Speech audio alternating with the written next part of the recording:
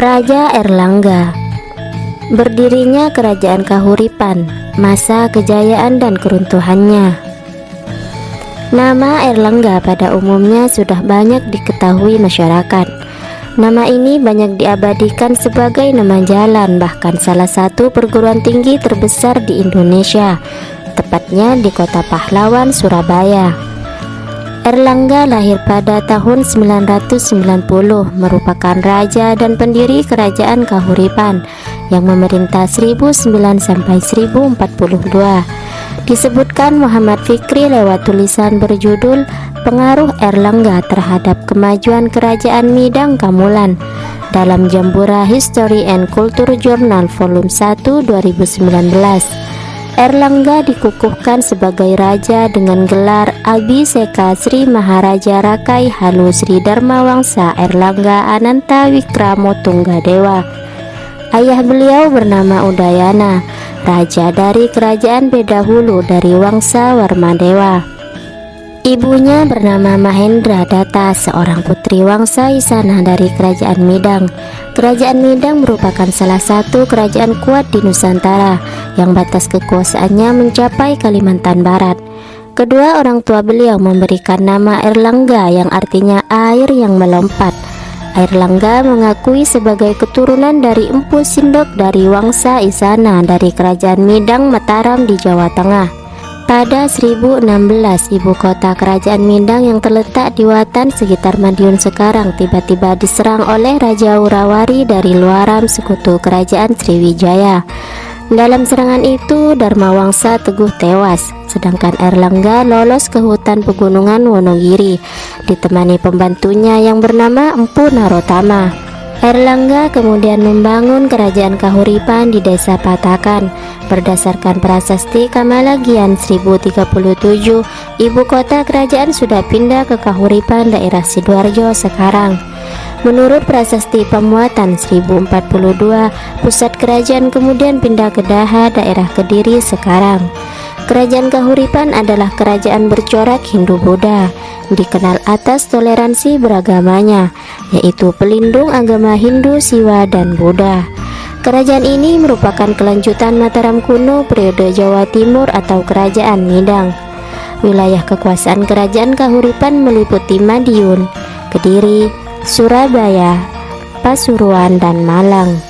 Airlangga juga memperluas wilayah kerajaan hingga ke Jawa Tengah, bahkan pengaruh kekuasaannya diakui sampai ke Bali. Masa kegemilangan Kerajaan Kahuripan yaitu di saat Sriwijaya telah turun pengaruhnya. Beliau juga banyak membangun infrastruktur untuk mempermudah perputaran ekonominya dan menunjang kehidupan rakyatnya. Antara lain, 1. Membuat Sriwijaya Asrama pada tahun 1036 Masehi. 2. Mendirikan tanggul di wilayah Waringin Sapta pada tahun 1037 Masehi untuk membendung luapan air dari Sungai Brantas. 3. Merekonstruksi bandar penting di muara Sungai Brantas yang bernama Pelabuhan Hujanggaluh. 4. Membangun dan mempersiapkan jalan penghubung daerah kekuasaan di pesisir dengan pusat Kerajaan Kahuripan yang ada di pedalaman. 5. Meresmikan tempat pertapan yang berlokasi di Gunung Pucangan pada 1041 Masehi.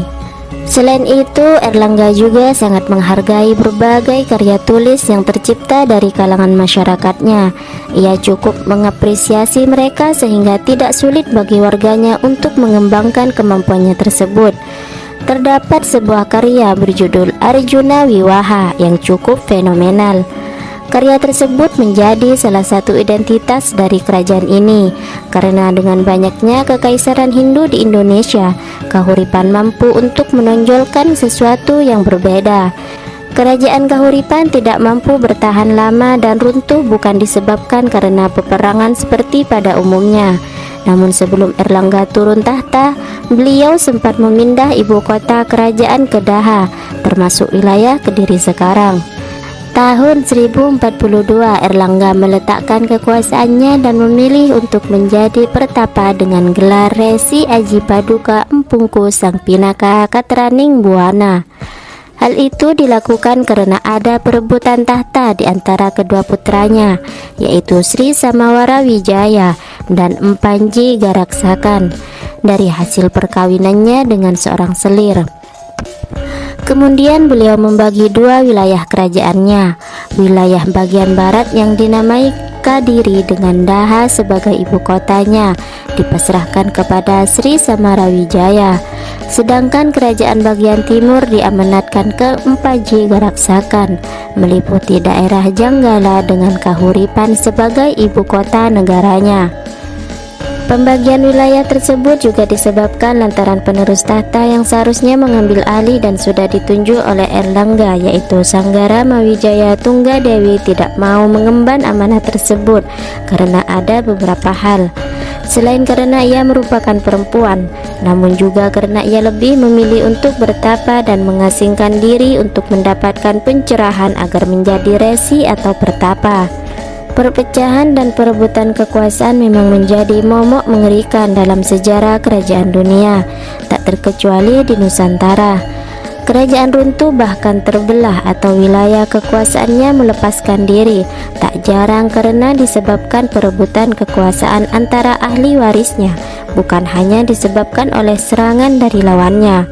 Semoga kita bisa mengambil pelajaran dalam setiap peristiwa dan tak mengulangi kesalahan yang sama, dengan terus berinovasi untuk kemajuan bersama yang menjadi pelantara kemajuan suatu bangsa. Silahkan berikan komentar Anda pada channel ini sebagai masukan atau referensi tambahan untuk kita semua.